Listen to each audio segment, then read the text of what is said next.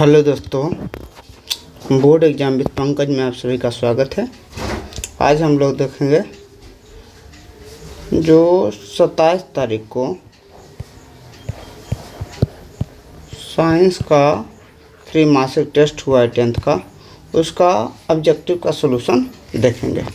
अच्छे से 70 का 70 क्वेश्चन अच्छे से सोल्व करेंगे, इत्मीनान से सोल्व करेंगे और कंसेप्ट को भी अच्छे से समझते हुए चलेंगे, ताकि इस प्रकार के क्वेश्चन अगर भविष्य में आवे, बोर्ड एग्जाम में आवे, तो उसे आसानी से कंसेप्ट के साथ हम सोल्व कर सकें और आपका अच्छे नंबर आ सके।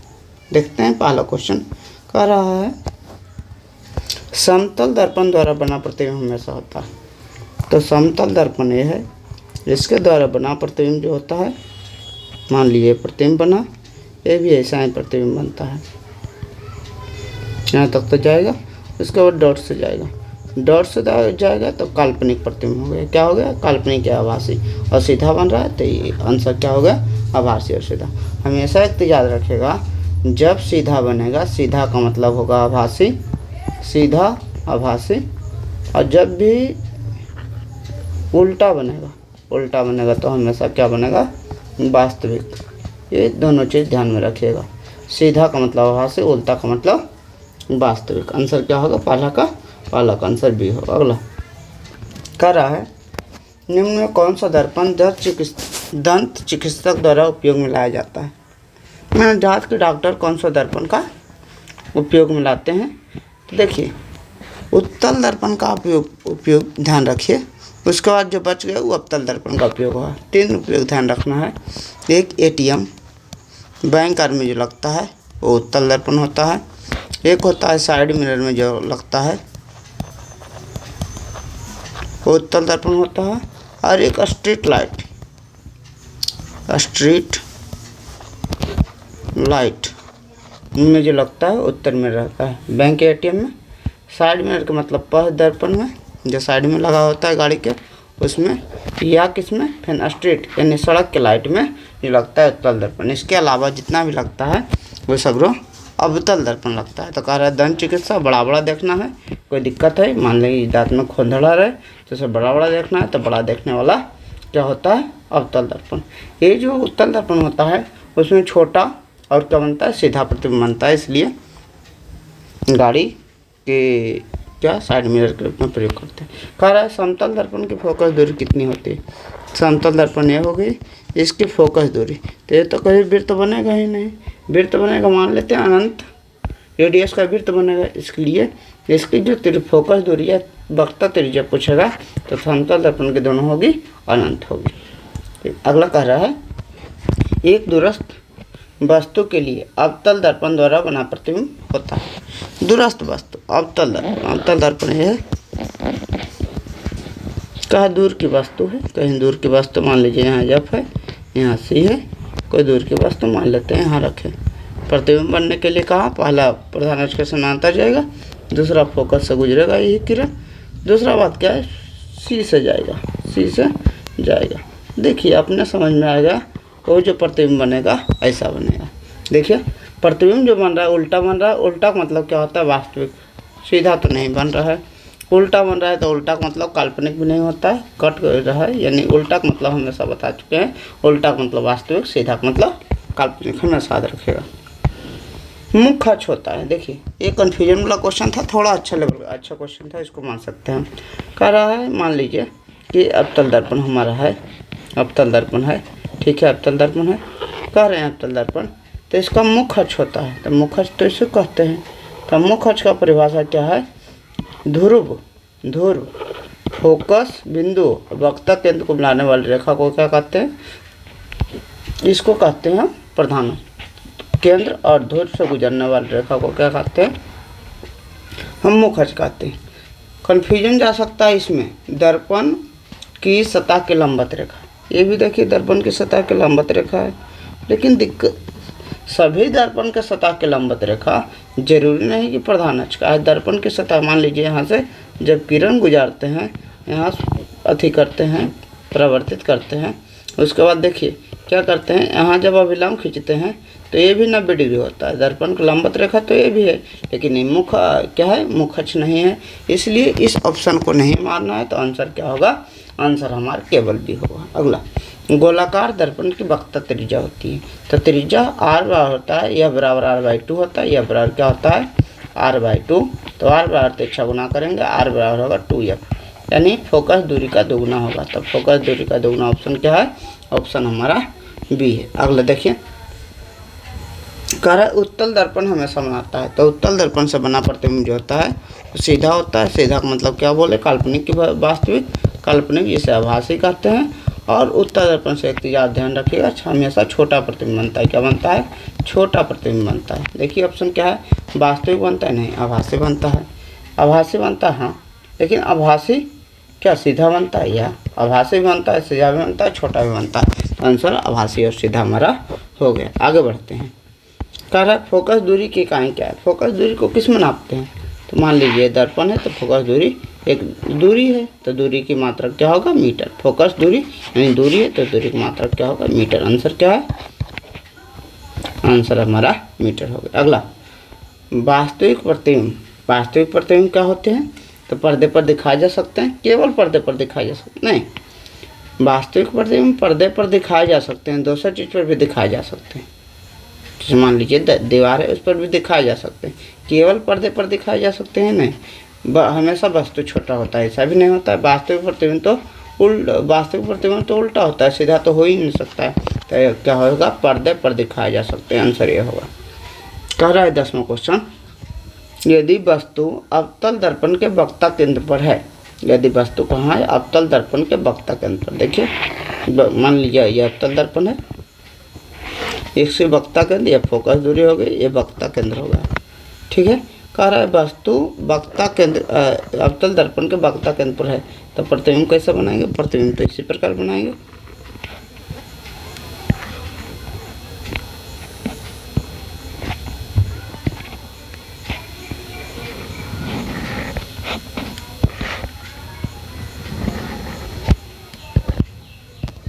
ठीक है। तो क्या वक्ता केंद्र पर जो होता है बराबर प्रतिबिंब बनता है, उल्टा बनता है। देखिए कौन सा है, वक्ता केंद्र पर हमेशा याद रखिएगा बराबर प्रतिबिंब बनता है, उल्टा। तो अवतल दर्पण का वक्ता केंद्र पर है, प्रतिबिंब जो होगा समान आकार का होगा, लेकिन सीधा नहीं है, उल्टा हो रहा है, तो ये नहीं होगा। समान आकार का उल्टा होगा, आंसर कौन सा होगा, आंसर डी होगा। आगे देखते हैं, पार्श्व व्युत्क्रम देखा जाता है। पार्श्व व्युत्क्रम का मतलब क्या होता है, पार्श्व व्युत्क्रम का मतलब होता है, माने ये इधर दिख रहा है तो ये इधर दिखे, इसे ऐसा होता है। यानी अगर मेरा कोई एक तीर है, तीर के निशान इसके मुख की तरफ है, तो इसमें ऐसा किस दर्पण में होता है, तो समतल दर्पण में होता है हमेशा। दूसरा दर्पण अवतल दर्पण में भी हो सकता है, लेकिन हमेशा नहीं होता है। तो आंसर क्या होगा हमारा, समतल दर्पण में होगा। पार्श्व लेटरल इन्वर्जन जो होता है वो हमेशा अवतल दर्पण में बनता है। ध्रुव और फोकस के बीच की दूरी को क्या कहते हैं। देखिए ध्रुव है, इसको ध्रुव बोलते हैं, इसको फोकस बोलते हैं, इसके बीच की दूरी को बोलते हैं फोकस दूरी। जैसे छोटा एफ से सूचित करते हैं और फोकस बिंदु को बड़ा एफ से सूचित करते हैं, यानी आंसर क्या होगा, फोकस दूरी होगा। अगला कह रहा है वाहनों में पीछे देखने के लिए प्रयुक्त दर्पण कौन सा है। तो उत्तल दर्पण का 3 उपयोग बता चुके हैं। एक तो साइड मिरर, पीछे देखने वाला दर्पण साइड मिरर के रूप में। एक एटीएम है, बैंक में एटीएम या बैंक में उत्तल दर्पण का प्रयोग करेंगे। और दूसरा स्ट्रीट लाइट यानी सड़क लैंप के रूप में इसका प्रयोग करेंगे। तो कौन सा है, कह रहा है साइड मिरर के रूप में। तो हम जानते हैं उत्तल दर्पण का प्रयोग किया जाता है। अगला देखिए, अवतल दर्पण द्वारा अनंत पर बना प्रतिबिंब कैसा होता है। अवतल दर्पण द्वारा अनंत पर बना प्रतिबिंब, अवतल दर्पण द्वारा अनंत पर प्रतिबिंब बनता कब है, जब वस्तु को फोकस पर रखा जाता है। देखिए अगर वस्तु फोकस पर है तो कैसे होगा, यहाँ प्रधान अक्ष का समानांतर जाएगा और कहाँ फोकस से ही गुजरेगा। दूसरा कहाँ से गुजरेगा किरण, सी से गुजरेगा, वक्ता केंद्र से गुजरेगा और दोनों क्या होगा, एक दूसरे के समानांतर जाएगा यानी मान लेते हैं बहुत ज़्यादा दूर पर जाकर मिलेगा, यानी जो प्रतिबिंब होगा बहुत बड़ा आकार का होगा, अत्यधिक बड़ा होगा इसका आंसर। यानी अवतल दर्पण द्वारा अनंत पर बना प्रतिबिंब कैसा होता है? बहुत बड़ा आकार का होता है। फोकस पर बना प्रतिबिंब बहुत छोटा आकार का होता है। अगला देखते हैं, यदि वस्तु अनंत पर हो तो अवतल दर्पण में प्रतिबिंब बनता है। वस्तु अगर अनंत पर हो तो प्रतिबिंब फोकस पर बनेगा, और वस्तु फोकस पर हो तो प्रतिबिंब अनंत पर बनेगा। दोनों ध्यान रखना है, वस्तु अनंत पर, प्रतिबिंब फोकस पर, वस्तु फोकस पर, प्रतिबिंब अनंत पर। दर्पण सूत्र क्या होता है? एक दर्पण सूत्र होता है 1/v प्लस 1/u बराबर 1/f। इसको दर्पण सूत्र कहते हैं। 1/v माइनस 1/u बराबर 1/f होता है तो उसको क्या कहते हैं? लेंस सूत्र कहते हैं। क्या हुआ? लेंस सूत्र। इसको बोलते हैं प्लस वाला को दर्पण सूत्र। दर्पण सूत्र पूछ रहा है, दर्पण सूत्र यानी प्लस होगा। 1/f बराबर 1/v माइनस 1/u है तो ये तो लेंस सूत्र हो जाएगा। दर्पण सूत्र होगा 1/f बराबर 1/u प्लस 1/v। अगला क्वेश्चन कह रहा है, किस स्थिति में अवतल दर्पण के समान आकार का प्रतिबिंब बनेगा? अवतल दर्पण में समान आकार का प्रतिबिंब बता चुके हैं कहाँ बनेगा? जब हम वस्तु को वक्ता केंद्र पर रखते हैं, तो वक्ता केंद्र पर रखते हैं, देखिए क्या होगा, पहले प्रधान अक्ष का समांतर जाएगा, प्रधान अक्ष का समांतर फोकस से गुजरेगा और दूसरा कहाँ? सी से ही गुजरेगा। तो यहाँ हमारा बराबर आकार का प्रतिबिंब बनता है। तो बराबर आकार का प्रतिबिंब बनने के लिए वस्तु को वक्ता केंद्र पर रखा जाता है। उत्तल दर्पण द्वारा बना प्रतिबिंब होता है। उत्तल दर्पण द्वारा बना प्रतिबिंब क्या होता है? सीधा होता है। सीधा का मतलब क्या है? आभासी या काल्पनिक है? आभासी है। जब भी सीधा बोलेंगे तो इसका मतलब आभासी, उल्टा बोलेंगे तो क्या होगा? उल्टा का मतलब वास्तविक होता है। और क्या होता है? वस्तु से छोटा होता है। तो वास्तविक होता है, वास्तविक तो होता ही नहीं। आभासी होता है, आभासी होता है लेकिन वस्तु से बड़ा प्रतिबिंब नहीं होता है। आभासी होता है लेकिन सीधा होता है। हाँ, आभासी और सीधा होता है। तो आंसर क्या होगा? आंसर सी होगा। कह रहा है, समतल दर्पण द्वारा उत्पन्न आवर्धन। आवर्धन का मतलब क्या होता है? आवर्धन का मतलब होता है प्रतिबिंब की ऊंचाई बटा वस्तु की ऊंचाई। प्रतिबिंब की ऊंचाई बटा वस्तु की ऊंचाई, वस्तु की ऊंचाई। और हम जानते हैं कि समतल दर्पण में जो प्रतिबिंब बनता है वस्तु के बराबर है। मान लीजिए वस्तु 1 मीटर का है तो प्रतिबिंब में कितना बनेगा? 1 मीटर का ही बनेगा। 1 मीटर का, 2 मीटर का रहेगा, 2 मीटर का बनेगा। मान लीजिए 1 मीटर है तो 1/1 कितना? अब समतल दर्पण का आवर्धन कितना होगा? 1 होगा, हमेशा ध्यान रखना है। तो 1 के बराबर होगा। आंसर क्या होगा? डी होगा। अगला देखिए, जब आवर्धन ऋणात्मक होता है तो किस प्रकार का प्रतिबिंब बनेगा? आवर्धन ऋणात्मक होने का मतलब क्या होता है? प्रतिबिंब की ऊंचाई बटे वस्तु की ऊंचाई आवर्धन लिखेंगे। आवर्धन अगर निगेटिव आ रहा है इसका मतलब प्रतिबिंब जो है उल्टा है। प्रतिबिंब कैसा है? उल्टा है। ठीक है, अगर प्रतिबिंब उल्टा है तो प्रतिबिंब उल्टा के लिए क्या बोले? वास्तविक या काल्पनिक? उल्टा जब भी प्रतिबिंब रहेगा वो वास्तविक रहेगा। तो उल्टा और वास्तविक होना चाहिए। तो आवर्धन है, आवर्धन निगेटिव है, निगेटिव का मतलब समझ लीजिएगा प्रतिबिंब उल्टा है। आवर्धन पॉजिटिव है, पॉजिटिव का मतलब समझ लीजिएगा प्रतिबिंब सीधा है।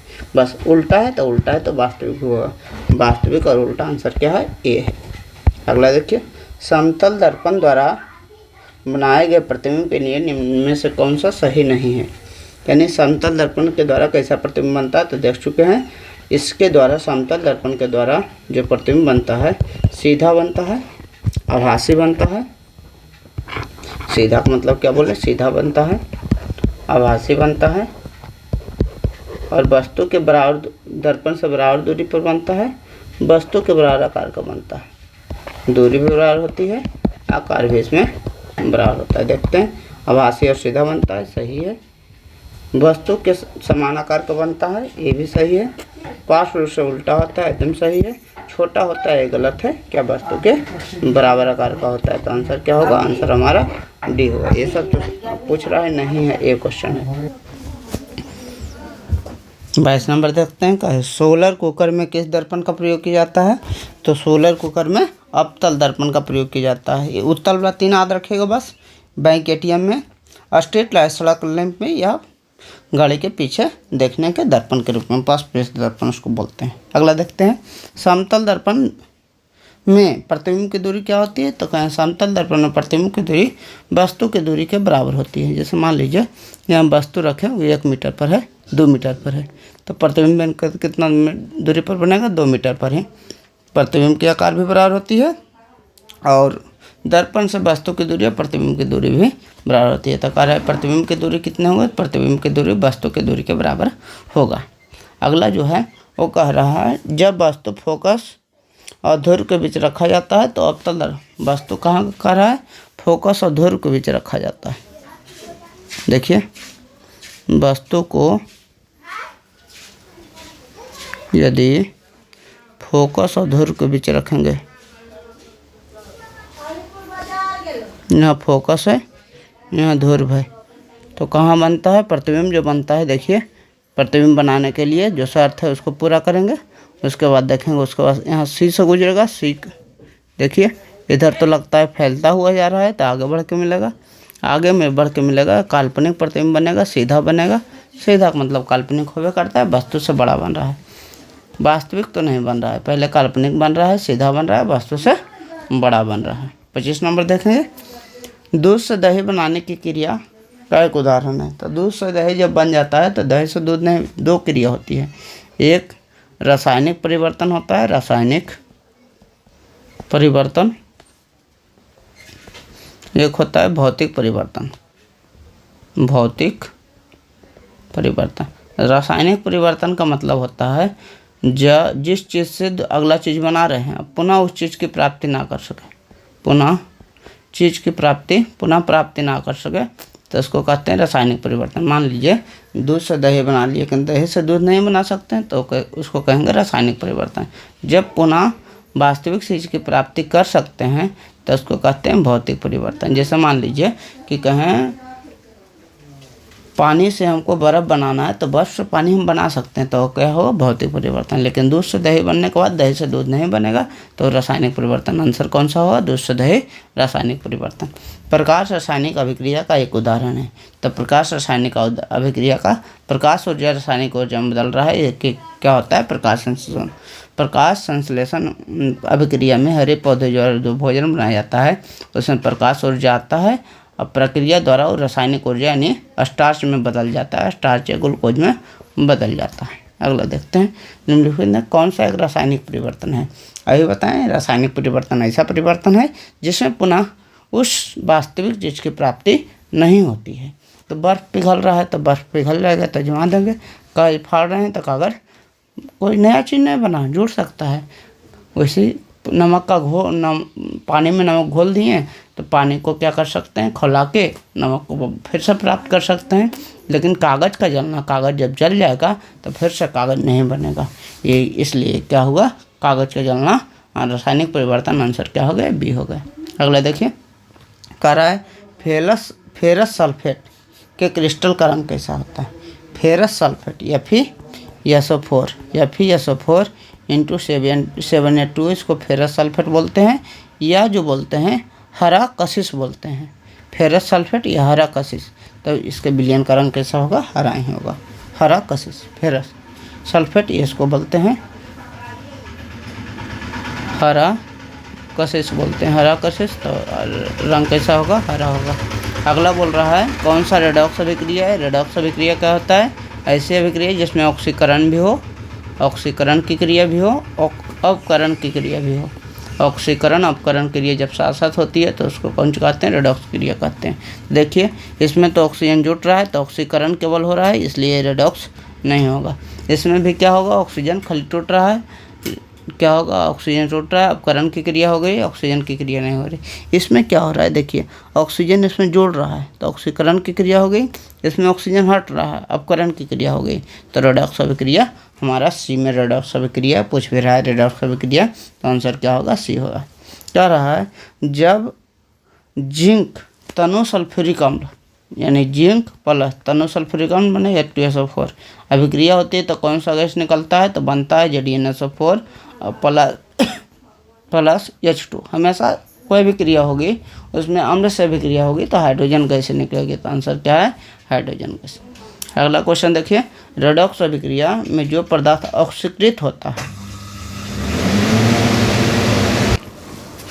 इसे क्या कहते हैं, तो ऑक्सीकृत होने वाले पदार्थ को उपचायक कहते हैं, उपचायक कहते हैं। जो ऑक्सीकृत हो रहा है उसे उपचायक कहते हैं, जो अपकृत हो रहा है उसे ऑक्सीकारक कहते हैं। उल्टा याद रखिएगा, अपचायक यानी जो ऑक्सीकृत हो रहा है, जिसमें ऑक्सीजन की कमी हो रही है, ऑक्सीकृत हो रहा है माने ऑक्सीजन बढ़ रही है, उसे क्या कहते हैं? अपचायक कहते हैं। आज सिंपल से याद रखिएगा, ऑक्सीकृत हो रहा है अपचायक, अपकृत हो रहा है ऑक्सीकारक, बस इतना ही ध्यान रखना है, अच्छे से समझना। कह रहा है लोहे में जंग लगना कैसी प्रक्रिया है? तो लोहे में जंग लगना एक रासायनिक प्रतिक्रिया है, भौतिक परिवर्तन तो नहीं है। देखिए संयोजन अभिक्रिया है क्या? तो लोहे में जब जंग लगता है तो ऑक्सीजन से संयोग करता है तो संयोजन अभिक्रिया हो सकती है। हाँ, संयोजन अभिक्रिया, लोहे में जंग लगना संयोजन अभिक्रिया है। तो आंसर क्या होगा? आंसर हमारा बी होगा। कह रहा है कली चूना का रासायनिक सूत्र क्या होता है? एक कली चूना है तो कली चूना को क्या CaO बोलते हैं। इसको कहते हैं बुझा हुआ चूना। क्या बोलते हैं? इसका एक नाम और है बिना बोझा हुआ चूना, बोझा हुआ चूना, कन्फ्यूज नहीं कीजिएगा। इसका नाम होता है चूना जल या बुझा हुआ चूना, चूना जल या बुझा हुआ चूना। दोनों में बहुत सारा कन्फ्यूजन होता है। देखिए कन्फ्यूजन ना होना, कली चूना बोलेगा, कली चूना का मतलब तो है CaO, छोटा है कली चूना CaO। बिन बुझा हुआ चूना यानी अभी नहीं बुझा है, बिन बुझा यानी अभी नहीं बुझा है, इसका मतलब उसमें जल की मात्रा नहीं है। इसमें देखिए जल की मात्रा है, H2O माने जल की मात्रा है, तो ये बुझा हुआ चूना है। अब बुझा हुआ चूना है, जल है, जल का मतलब H2O तो उसमें रहेगा। ऐसा करके आपको ध्यान रखना है। जिसमें H2O दिख रहा है या चौर दिख रहा है वो चूना जल या बुझा हुआ चूना है। ये जिसमें H2O नहीं दिख रहा है वो क्या है? कली चूना या बिन बुझा हुआ चूना है। 34 नंबर देखते हैं, अम्ल और क्षार की अभिक्रिया को क्या कहते हैं? तो अम्ल और क्षार की अभिक्रिया, अम्ल और क्षार की अभिक्रिया से लवण और जल का निर्माण होता है। लवण और किस चीज का निर्माण होता है? जल का निर्माण होता है, जिसे क्या कहते हैं? उदासीनीकरण अभिक्रिया। आंसर क्या है? C। कह रहा है निम्नलिखित में कौन तापीय विघटन को दर्शाती है? तो तापीय विघटन को कौन दर्शाती है? तो ये जो होती है हैलोजन वाला, हाइड्रोजन ब्रोमाइड हो गया, आयोडाइड हो गया, ये सब तापीय वियोजन को दर्शाती है। तो KBr + Cl2 ये सब जो होती है आपको याद क्या रखना है? ब्रोमाइड, आयोडाइड ये सब तापीय वियोजन को दर्शाती है। तो आंसर क्या होगा? आंसर A होगा। जब लेड नाइट्रेट को गर्म किया जाता है तो कौन सी निकलती है? गैस निकलती है, यानी PbNO3 लेड नाइट्रेट। ये हुआ गर्म किया जाता है तो मिलता है क्या है? PbO + NO2 मिलता है, PbO + NO2। एक चीज़ इसमें और ध्यान रखते हैं PbO जो होता है पीला अवक्षेप होता है। क्या होता है PbO? क्या होता है? भूरा धुआं होता है, भूरा रंग का धुआं होता है, यानी वायु होता है और पीला अवक्षेप बनता है। तो इसको भी ध्यान रखना है। PbNO3 होता। आंसर क्या हो गया? इसमें कौन सी गैस निकलती है? तो NO2। पूछ देगा NO2 के रंग कैसा होता है? तो भूरा होता है। PbO जो अवक्षेप निकलता है क्या लेड नाइट्रेट को गर्म करने पर वो कैसा होता है? पीला अवक्षेप होता है। आगे चलते हैं। कह रहा है निम्नलिखित में कौन सी धातु तनु हाइड्रोक्लोरिक अम्ल से अभिक्रिया नहीं करती? कौन सी धातु अभिक्रिया नहीं करेगी? तो देखिए हमेशा अभिक्रिया वो नहीं करेगी जिसकी अभिक्रियाशीलता बहुत कम होगी। किसकी कम है? तो अभिक्रियाशीलता एक श्रेणी हम बता चुके हैं, KNa CaMgAl, KNa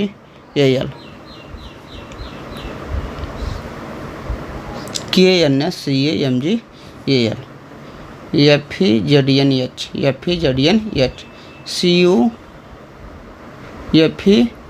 नहीं, इसके पहले PB FeZnH, या CuAgAu और PT। जो नीचे वाला रहेगा उससे अभिक्रिया नहीं करेगा अगर किसी से अभिक्रिया नहीं करना है। देखिए सबसे नीचे मैग्नीशियम तो ऊपर लग रहा है A, तांबा कहाँ है? तांबा यहाँ है, जिंक यहाँ है और लोहा ऊपर है, यानी सबसे कम अभिक्रियाशील जिसमें कॉपर है। तो आंसर क्या होगा? कॉपर यानी तांबा। आंसर क्या है? तांबा। अगला देखिए, जिस रासायनिक अभिक्रिया में उष्मा अवशोषित होती है क्या कहलाती है? यानी उष्मा लिया जाता है, उष्मा अंदर लिया जाता है, अवशोषित होता है तो उसमें उष्मा शोषी कहते हैं। जैसे प्रकाश संश्लेषण है, प्रकाश संश्लेषण में क्या होता है? उष्मा आता है, प्रकाश आ रहा है तभी खाना बन रहा है, यानी 6CO2 ये जो होता है 6CO2 + 6H2 क्या होता है? H2O। प्रकाश आता है, हरा पौधा रहता है, निहत्ले रहता है तो खाना बनाता है। 6H12 वो 6 + 6O2, यानी इसमें क्या हो रहा है? प्रकाश आ रहा है तो यह उसमें शोषी है। पुस्तक प्रकाश संश्लेषण कैसे विक्रिया है तो उसमें शोषी है। अगला कह रहा है बेरियम क्लोराइड। बेरियम क्लोराइड का फॉर्मूला होता है BaCl2। बेरियम क्लोराइड और सल्फ्यूरिक अम्ल H2SO4। सल्फ्यूरिक अम्ल क्या होता है H2F से बना सफ़ेद अपक्षेप। अपक्षेप क्या बनेगा BaSO4 बनेगा। BaSO4 और क्या बनेगा HCl बनेगा। HCl बनेगा। यहाँ से छोड़िए, अपक्षेप पूछ रहा है कौन सा अपक्षेप बनेगा तो BaSO4। इसका प्लस इसका माइनस मिलकर अपक्षेप बनता है। ये प्लस है, ये माइनस है, ये प्लस है, ये माइनस है, ऐसा करके तो प्लस माइनस में मैंने BaSO4 अपक्षेप बनेगा। अगला क्वेश्चन है बिजली की सहायता से धातु की परत चढ़ाने की प्रक्रिया का क्या कहते हैं। बिजली की सहायता से धातु पर परत चढ़ाने की क्रिया ताकि जंग ना लगे उसको कहते हैं विद्युत अपघटन, इलेक्ट्रोलाइसिस कहते हैं। अगला है कौन संतुलित रासायनिक समीकरण है। संतुलित रासायनिक समीकरण का मतलब उत्पाद में जितना परमाणु उतना ही अभिकारक में परमाणु होना चाहिए। यानी अभिकारक परमाणु उत्पाद में परमाणु की संख्या जब बराबर हो तो उसे कहते हैं संतुलित रासायनिक समीकरण। इसमें देखिए हाइड्रोजन तो 2 है लेकिन ऑक्सीजन यहाँ 2 है, यहाँ कितना है 2 है, यहाँ 1 है, तो यह हमारा संतुलित रासायनिक समीकरण संतुलित नहीं है। हाइड्रोजन इसमें 2 है, इसमें 3 है, ये भी संतुलित नहीं है। कैल्शियम 1 है, ठीक है, ऑक्सीजन 2 है, ये भी संतुलित नहीं है। यहाँ हमारा क्या होगा संतुलित होगा। देखिए Mg2 है तो Mg2, ऑक्सीजन 2 है तो ऑक्सीजन 2 × 1 2 है, यानी हमारा संतुलित समीकरण जो होगा Mg+O2 2Mg होगा। तो आ रहा है शोषण किस प्रकार की अभिक्रिया। हमेशा याद रखिए प्रकाश संश्लेषण जब पूछेगा प्रकाश संश्लेषण तो कहिएगा उष्मा क्षेपी, उष्मा शोषी। उष्मा सोख रहा है, प्रकाश संश्लेषण क्या बोले उष्मा सोख रहा है, और शोषण बोले तो शोषण से उष्मा निकलती है, उष्मा शोषण से उष्मा निकलती है तो उष्मा क्षेपी इसको बोलते हैं, उष्मा क्षेपी। शोषण का रिएक्शन भी याद रखेगा, जैसे खाना ग्लूकोज है C6H12O6, ग्लूकोज की सहायता से ऑक्सीकरण करके ऊर्जा प्राप्त करने की क्रिया 6CO2 + 6H2O निकलता है, और प्लस ऊर्जा कितना निकलता है 10.5 किलो कैलोरी ऊर्जा निकलता है। जब ऊर्जा निकल रहा है तो उसको क्या कहते हैं उष्मा क्षेपी कहते हैं। जब ऊर्जा का अवशोषण होता है तो ऊर्जा उष्मा शोषी, ऊर्जा निकलता है तो उष्मा क्षेपी कहते हैं। अगला है कार्बन डाइऑक्साइड और चूना जल की अभिक्रिया से क्या बनता है। कार्बन डाइऑक्साइड CO2 हो गया और चूना जल CaOH2 हो गया, इसको अभिक्रिया कराते हैं तो बनता है CaCO3 + H2O। क्या बनता है CaCO3 + H2O बनता है। देखिए CaCO3 + H2O बनता है। कभी कभी पूछेगा कि जो सफ़ेदी करते हैं उसके बाद रंग आ जाता है, सफ़ेदी यानी चूना जब दीवार पर करते हैं उसके बाद वाइट रंग का बहुत चमक आ जाती है। क्यों आती है तो यही होता है जब कैल्शियम ये जो होता है बुझा हुआ चूना जो होता है उस पर क्लोरीन कार्बन डाइऑक्साइड गैस अभिक्रिया करती है तो संघनन का निर्माण होता है, और जिसके कारण ही वो जो होती है बहुत चमकीला हो जाता है। अगला क्या है निम्नलिखित में कौन रासायनिक समीकरण का उदाहरण नहीं है। देखिए लोहे पर जंग लगना रासायनिक समीकरण है, दूध का खट्टा होना रासायनिक समीकरण है, कोयले का जलना रासायनिक समीकरण है। रासायनिक समीकरण का मतलब रासायनिक परिवर्तन समझिएगा तो भी आंसर सही है। ये क्या है पानी का उबलना रासायनिक समीकरण नहीं क्योंकि भौतिक परिवर्तन है, ये रासायनिक समीकरण, इसमें रसायन का कोई यूज नहीं। अगला है कॉपर सल्फेट यानी CuSO4, copper sulphate CuSO4 × 2H2, ये कितना होता है CuSO4 5H2O। इसको जो बोलते हैं नीला थोथा बोलते हैं। क्या बोलते हैं नीला थोथा बोलते हैं, नीला थोथा है नीला तोतिया बोलते हैं, इसलिए इसका रंग क्या होता है, इसका रंग कैसा होता है नीला होता है। अगला देखते हैं जब लोहे की कील कॉपर सल्फेट के घोल में डाली जाती है तो क्या, जब लोहे की कील हो गई और कॉपर सल्फेट का घोल हो गया डाली जाती है तो क्या होता है। तो देखें लोहे का जो होता है हम क्या लोहे की अभिक्रियाशीलता ज़्यादा होता है इसलिए बनेगा FeSO4 और +CO बनेगा। देखिए ऑप्शन क्या है कोई अभिक्रिया नहीं होती है, ये गलत बात बोल रहा है क्योंकि जब अधिक अभिक्रियाशील वाला तत्व रहता है कम अभिक्रियाशील को विस्थापित करके अभिक्रिया करती है।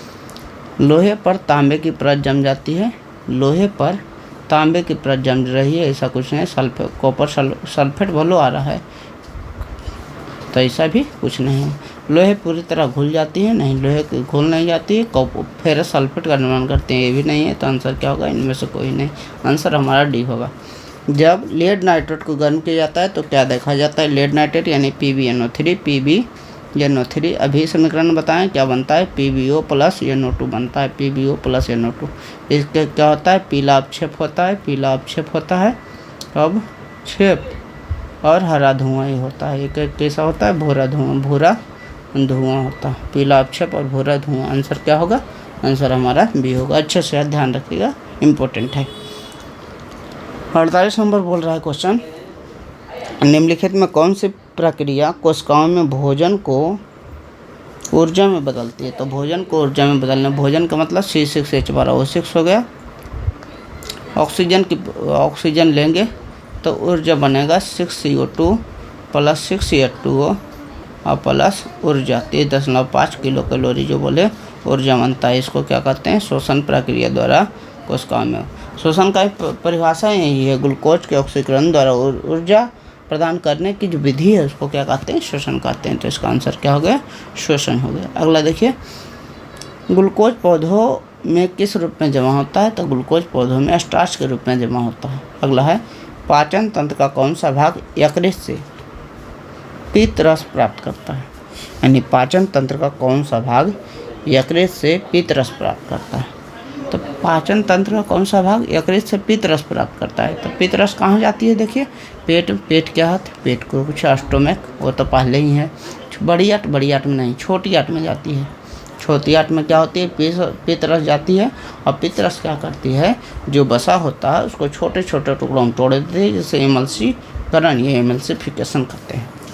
कहाँ जाती है, यकृत से यकृत के पित्त से पित्त रस निकलती है और छोटी आंत में जाकर बसा का छोटे छोटे टुकड़े में तोड़ती है। अगला क्वेश्चन है, पत्तियों के रंध्रों का खुलना और बंद होना किसके द्वारा नियंत्रित होता है। तो पत्तियों के रंध्र के खुलना और बंद होना गार्ड कोशिका द्वारा नियंत्रित होते हैं। जैसे हिंदी में कहते हैं रक्षक कोशिका।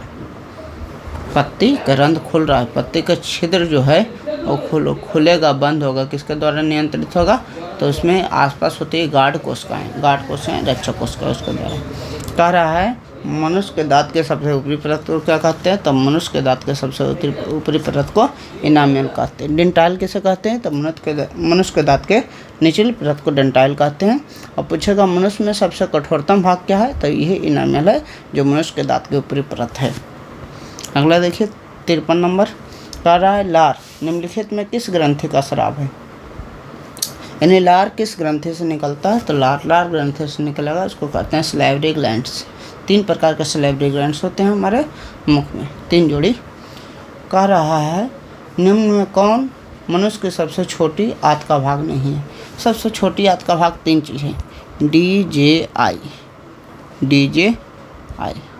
डीजे के पीछे डांस करने वाला मैं, ऐसा करके याद कर लीजिए। डीजे है, उसके बाद आई मैंने मैं डांस कर रहा हूँ, ऐसा करके कुछ याद करना है। डी से ड्यूडेनम है, जे से जोजेनम है, ड्यूडेनम है, जोजेनम है, ई से इलियम है। यानी ये तीनों जो होता है छोटी आंत का भाग होता है। कोलोन छोटी आंत का भाग नहीं है। तो कोलोन कहाँ है, जहाँ छोटी आंत और बड़ी आंत मिलती है उसको क्या कहते हैं, कोलोन कहते हैं। तो डीजीआई याद रखिएगा, छोटी आंत का भाग है। तो पहले छोटी आंत में क्या कहता है, ड्यूडेनम आता है, उसके बाद जोजेनम आता है, उसके बाद इलियम आता है। कह रहा है, गोबर छत्ता मशरूम किस प्रकार का पोषण करता है। तो गोबर छत्ता या मशरूम मृत पोषी पोषण करता है। कैसे करता है, पहले जहाँ भी उसको उगना होता है तो वहाँ मरे हुई जगह पर ही पनपता है, इसलिए इसको मृत पोषी पोषण के अंतर्गत रखा जाता है।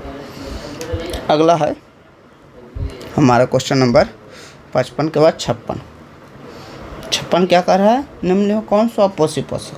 तो स्वपोषी पोषण क्या होता है, जो अपने से भोजन बनाता है। वैसा जो अपने से भोजन बनाता है वो स्वपोषी पोषण के अंतर्गत आते हैं, स्वपोषी कहलाते हैं। वो सभी हरे पौधे जितने भी है, एक निरहर शैवाल भी इसके अंतर्गत आता है। कह रहा है, निम्नलिखित में कौन अपशेषी अंग है।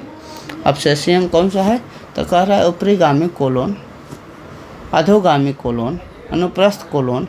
कोलोन देखिए अपशेषी अंग नहीं है। अपशेषी अंग कौन सा, अपेंडिक्स। अपशेषी अंग ऐसा अंग जिसका कोई काम नहीं बच गया, अपशेषी अंग कहलाता है। पहले अपेंडिक्स जो होता था, क्यों होता था, क्योंकि हम लोग बांदर प्रजाति से यहाँ तक आए हैं, मनुष्य प्रजाति में आए हैं। तो वहाँ हम लोग कुछ भी खा लेते थे हरा भरा, कुछ भी हरा घास खा लिए, उसको पचाने के लिए अपेंडिक्स से एक एंजाइम निकलता था तो घास को पचा लेता था, लेकिन मनुष्य तो अब खाता नहीं है, तो उसका कोई काम नहीं रह गया, उसका कोई काम नहीं है, उसको अपेंडिक्स क्या कहते हैं, अपसेसिंग। ऐसे कौन सा है, जैसे नाखून हो गया, जैसे बाल हो गए, जैसे कान का बाहरी भाग हो गया, जैसे एक है अक्कल दाढ़ हो गया, ये सब सभी अपसेसिव अंग है, यानी ऐसा अंग जिसका अब कोई उपयोग नहीं रह गया है उसे अपसेसिव अंग कहते हैं। 58 देखिए, निम्नलिखित किस रचना की मदद से अमीबा अपना भोजन ग्रहण करता है। अमीबा अपना भोजन कोटपात की मदद से करता है, जिसको झूठा पैर कहते हैं, झूठा पैर कहते हैं। ये क्या करता है, मान लीजिए ये अमीबा है, इस प्रकार का अमीबा है, यहाँ खाना देखा तो यहाँ से अपना पैर क्या करता है, इसको फैलाता है, इसको फैलाता है, इसको गर्भ में रहता है, अंदर लेके पचा लेता है। अगला देखिए, कह रहा है मनुष्य के आहार नाल की लंबाई कितनी होती है, तो मनुष्य के आहार नाल की लंबाई 8 से 10 मीटर होती है, यानी 25 फीट के आसपास की मनुष्य के आहार नाल, जिसको कहते हैं आप लोग पोचौनी बोलते हैं। यानी छोटी आंत की लंबाई क्या होती है, हमको 8 से 10 मीटर के आसपास। सबसे बड़ी तो छोटी आंतें होगी, उसके बाद 1 मीटर में सब बड़ी आंत या जो भी है ऊपर का भाग गला से अमाशय या छोटी आंत तक का भाग आ जाता है। तो सबसे बड़ा जो होता है वो छोटी आंत होती है, और पूरे आहार नाल की लंबाई 8 से 10 मीटर या 25 से 30 मीटर फीट के आसपास होती है। कह रहा है निम्नलिखित है कौन सा श्वसन क्रिया के उपरांत बनते हैं, तो श्वसन क्रिया अभी बताएं। श्वसन क्रिया C6H12 O6 प्लस 6O2 बनता क्या है, 6CO2 और प्लस 6H2O और प्लस 23.5 किलो कैलोरी ऊर्जा निकलती है। देखिए CO2 ये नहीं, ये CO2 और क्या बनता है, H2O बनता है। O2 H2O नहीं, O2 बन करता है, O2 तो लिया जाता है। CO2 H2O और ऊर्जा बनता है, CO2 बनता है, H2O बनता है, ऊर्जा बनता है। आंसर क्या होगा, आंसर हमारा C होगा। अगला बोल रहा है निम्नलिखित में किसमें किण्वन क्रिया होती है, तो किण्वन क्रिया क्या होती है, ऑक्सीजन की अनुपस्थिति में ग्लूकोज का अपघटन करना किण्वन होता है, जिससे शराब बनाया जाता है। क्या होता है, महुआ या किसी चीज़ को सड़ा दिया जाता है, ऑक्सीजन के अनुपस्थिति में रखा जाता है, पूरा सड़ जाता है, तो उससे ही हमको शराब बनाया जाता है, जिसको इथाइल अल्कोहल कहते हैं। इसमें मदद किसके होते हैं, ईस्ट की सहायता से बनाया जाता है। तो पूरा किण्वन का जो परिभाषा हुआ वो हुआ ग्लूकोज को ऑक्सीजन की अनुपस्थिति में ईस्ट की सहायता से विघटन करने की क्रिया क्या कहलाती है, किण्वन कहलाती है। अगला देखिए क्वेश्चन है ग्लूकोज में कितने कार्बन परमाणु से बना है, ग्लूकोज कितना, ग्लूकोज का फॉर्मूला क्या होता है, C6H12O6 होता है। तो कार्बन कितने परमाणु है, तो कार्बन के इसमें 6 परमाणु। आंसर क्या होगा, आंसर हमारा बी होगा। तिलचट्टा में शोषण निम्नलिखित में किसके द्वारा होता है, 3-4 तो याद रखिएगा। मनुष्य का में शोषण जो होता है गलफड़ा द्वारा, क्या होता है, फेफड़ा द्वारा होता है, फेफड़ा। जो मछली होता है उसमें शोषण जो होता है गलफड़ा द्वारा होता है, गलफड़ा द्वारा होता है। और जो मक्खी और हो गया उसमें ट्रैकिया द्वारा शोषण होता है। मक्खी, तिलचट्टा या मक्खी, कीट पतंग में जो शोषण होता है वो किस ट्रैकिया द्वारा होता है, ट्रैकिया द्वारा होता है। एक चीज़ और ध्यान रख सकते हैं कि मेढक में जो शोषण होता है वो कभी कभी त्वचा द्वारा भी हो जाता है। जब मान लीजिए मेढक क्या हो, बरसात में तो मेढक का उत्पन्न होता है, उसके बाद धीरे धीरे क्या होता है, जब पानी सूखने लगता है तो मेढक पृथ्वी के अंदर चले जाता है। उस समय शोषण कहाँ से करता है, तो उस समय शोषण जो होता है अपना त्वचा से करता है। अगला को कह रहा है निम्नलिखित किस जंतु में शोषण फेफड़े द्वारा होता है, तो शोषण फेफड़े द्वारा किस में होता है, कछुआ में होता है। जो भी मैमल है यानी स्तनधारी है उसमें क्या होगा, शोषण फेफड़े में होगा। दूसरा बात, जो केवल जल में रहता है उसमें शोषण जो होगा गलफड़े में होगा। तो ये केवल जल में रहने वाला तो है नहीं, इसमें क्या है, शोषण जो होता है कछुए में भी फेफड़े के द्वारा शोषण होता है, और मछली में पूछेगा तो गलफड़ा के द्वारा शोषण होता है। अगला देखिए मैं 64 नंबर हो गया। रक्त क्या है, तो रक्त एक तरल चीज तो है, ये संयोजी उत्तक है, यानी एक अंग से दूसरे अंग को जोड़ने वाला उत्तक है। पहले मेमेलिया मैंने स्तनधारी, क्या होता है, स्तनधारी वर्ग के हृदय में कितने कोष्ठ होते हैं? तो स्तनधारी वर्ग के हृदय में 4 कोष्ठ होते हैं। बायानिल, दायानिल, बायानिलय, दायानिलय, ऐसा करके 4 कोष्ठ होते हैं। रक्तचाप का समान से अधिक हो जाना क्या कहलाता है? तो रक्तचाप जब हो गया, ब्लड प्रेशर ज़्यादा हो गया तो उसको कहते हैं हाइपरटेंशन। क्या बोलते हैं? हाइपरटेंशन। और जब कम हो गया, रक्तचाप कम हो जाता है तो उसको क्या कहते हैं? रक्तचाप कम होता है तो हाइपोटेंशन। पूछ रहा है अधिक हो जाने को क्या कहते हैं? तो हाइपरटेंशन। आंसर क्या हो गया? आंसर हमारे बी हो गया। 68 नंबर बोल रहा है निम्नलिखित में किसके कारण रक्त का रंग जो होता है लाल होता है? तो रक्त में क्या होता है? आरबीसी पाया जाता है। आरबीसी में हीमोग्लोबिन पाया जाता है, जिसके कारण है रक्त का जो रंग होता है वो कैसा होता है? लाल होता है। अगला क्वेश्चन है निम्नलिखित में कौन मनुष्य का समान रक्तचाप है? तो मनुष्य का रक्तचाप जो होता है 120/80 होता है। 120/80 होता है, प्लस ऊपर नीचे जिनमें होता है उम्र के हिसाब से, प्लस उम्र वर्षों में लिखा जाता है। तो रक्तचाप पूछेगा तो 120/80। कभी कभी पूछ लेता है रक्तचाप नापने वाले यंत्र को क्या कहते हैं? तो स्फैग मैनोमीटर, SpHg MANO, स्फैग मैनोमीटर कहते हैं, जो होता है बीपी मापने वाला यंत्र होता है। वृक्क की क्रियात्मक एवं रचनात्मक क्रियात्मक इकाई क्या है? तो वृक्क की मैंने किडनी की रचनात्मक एवं क्रियात्मक इकाई नेफ्रॉन है, जिसके द्वारा ब्लड से, खून से यूरिया और यूरिक अम्ल बाहर निकलता है, खून को साफ करता है। ये हो गया हमारा 70 का 70। अच्छे से समझिए, बार बार को इस वीडियो को देखिए। अगर आपको इस वीडियो से कुछ भी फ़ायदा हुआ, आपको कंसेप्ट समझने में आसानी हुई या कोई भी फ़ायदा हुआ, तो अपने दोस्तों के साथ वीडियो को जरूर साझा करें ताकि हमारा मनोबल बढ़ा रहे। Thank you so much for watching this video. अगर इसका सब्जेक्टिव और शॉर्ट और लॉन्ग टाइप आंसर भी देखना चाहते हैं तो चैनल पर बने रहें। Thank you.